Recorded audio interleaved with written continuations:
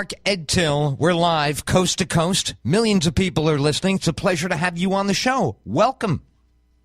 It is great to be here, and happy Thanksgiving week to your millions of listeners. You bet. You bet. I would definitely pass that along. I call it a little different. I call it when good deeds go bad day, but we're going to celebrate anyway. Marc, tell us a little bit about you. You're a comedian, professional comic, I was reading, also a former writer for one of the greatest in the business, George Carlin. Give us the 30-second bio. Well, I've got to give the quick correction on the bio. It says when I wrote for the George Carlin, it was actually GeorgeCarlinsLaugh.com. So I can't see ever use one of my jokes on stage, but his website did use some of my jokes on the topical website. I'm in year 15 of the 50-year plan of comedy. I actually started out as a driving instructor. I used to teach driving school and traffic school. Wow. And people said, hey, you're pretty funny. You should try stand-up. I went looking for some comedy instructors to teach some of my traffic classes and ended up getting on stage at open mic and never looked back. A couple 100,000 miles later, and holy cow! Right, 15 years, dreams, huh? We're still doing it. Awesome. What's that? I said, did you say? I was repeating what I thought I heard you say, which is 15 years as a comedian. Yes. Yeah, that's wild. All right, so let's go through some of this stuff in the headlines here. I did see a story. A friend of ours shared it with me. Fired for being too cute. This is an ex-playmate. Mark, how old a guy are you? Because I'm 57. To me, there's no such thing as too attractive or too cute. It's still a problem in society. Help me out there. I am 52, and I have never been fired for being too cute. I think I was too smart as in smart ass, but never too cute.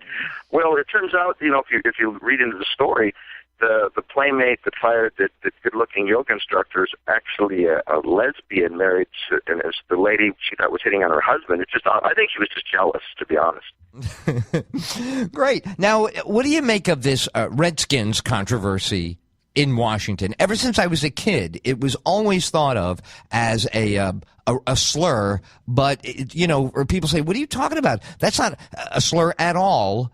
What do you see in that story? Congressman calls for the Redskins to change their name, and he does this on the House of Representatives floor. I think we're in trouble now because as soon as it made it into Congress, we know nothing is going to get accomplished with any name change. But the line is they're trying to honor Native Americans by calling the team the Redskins. If you really wanted to honor someone else, honor Congress, pwn the snakeskins. Yeah. Right. There we go. Now we'll be telling the truth. All right, if we're going to honor them, if you're going to honor them, hey, if we really feel that way, let Native Americans vote on it. We'll vote for some name changes. We'll call them, instead of the Redskins, we'll have the Potato Skins or the Munchkins or the Rumpelstiltskins, maybe the Foreskins. I don't know. Well, see, there you go. Right. Now it's definitely getting into that area of biology. So let's bring it back to current events. Is the mayor of Toronto the biggest idiot or maybe the most honest? And that's why he's being mocked. His candor about drunken stupors, his candor that he would kill somebody. It's a beautiful video. They say, can you do it in 5 minutes? The mayor says, no, I need 10. And the guy says, 10? Absolutely. So this is a guy who's nuts or is absolutely not nuts. How do you see him? I think he's nuts, but still enjoyable nuts. I call him Mayor Chris Farley reincarnated. First of all, I think the guy has done more to rekindle interest in civics than any leader in the last 100 years. He's right. Without Chris Farley, who could you cast? Is Saturday Night Live going to be able to capture this guy? I didn't watch it this weekend. Maybe they attempted. Is there any comedian? I mean, John Candy is gone. Who would be eligible now? I mean, you can't put on 250 in a hurry, can you? The way De Niro did in Raging Bull. Sure, they got the fat suits now. Someone's going to pull out. It's going to make a star because the Saturday Night Live did do a skit. I didn't see it. I read about it. You did. You're right. Yeah. And the first guy that can pick up on it and run with this guy is going to be going to be the next Chris Farley. All right, I'm going to look for that skit. I'm going to look for that skit on Playback. Now, let's get back to you and your performing career and where people can catch up with you. First of all, it's laughwithmarc, MARC.com. That is your website. By the way, Mark, how do I pronounce your last name? Is it Yaffe or Yaffe? Yaffe, yes. Yaffe. It's normally butchered very often, or so that's my adopted name. I'm not from the reservation. I actually never met my birth father. Runs from responsibility. So it's laughwithmarc.com. Right on. Now, tell me a little bit about Loco Comedy Jam and some other stuff that you're doing. Let us know where people can find you.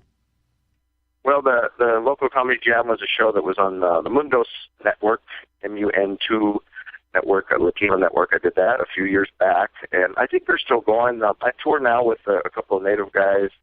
We toured the Powell Comedy Jam. My solo stuff right now, I'm going to be in Mill Valley tomorrow night at the Throckmorton Theater, which is a lot of fun there. And, nice. Now, Mill Valley is where? Just because we're on a national show, Mill Valley where? Just north of San Francisco. Nice. All right. So all our Bay Area folks up there, Sacramento people, get up there and see you. Now, what's the name of the venue again? The Throckmorton 142 Theater. Nice. All right. The Throckmorton sounds very elegant. Are you? Doesn't it? There's a Shakespearean vibe to it. Nice. So, nice. Yeah. Knock, then knock. Friday, Saturday. Oh, yeah, right. Othello. Who's there? Othello. Yago?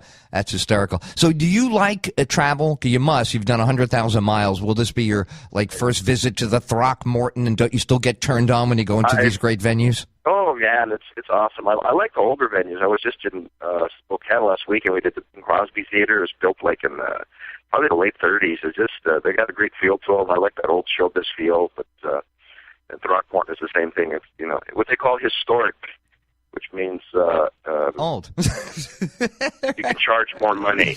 Right? Nice. I like that part too. Listen, a pleasure meeting.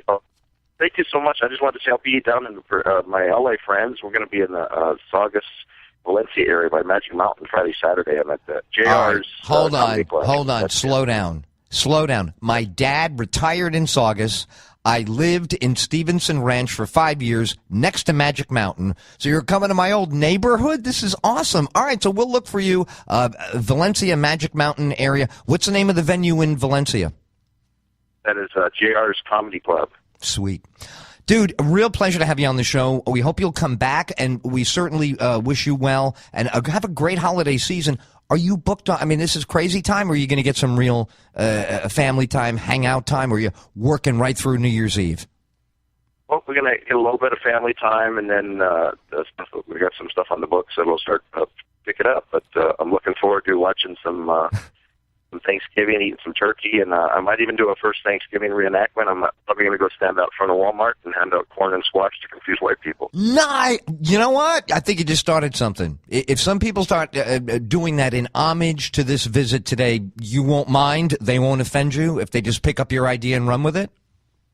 Yes, just make sure the people don't throw the squash back at you. It's very painful to be hit in the head by a gourd of squash. I tell people always case by case basis. That's all.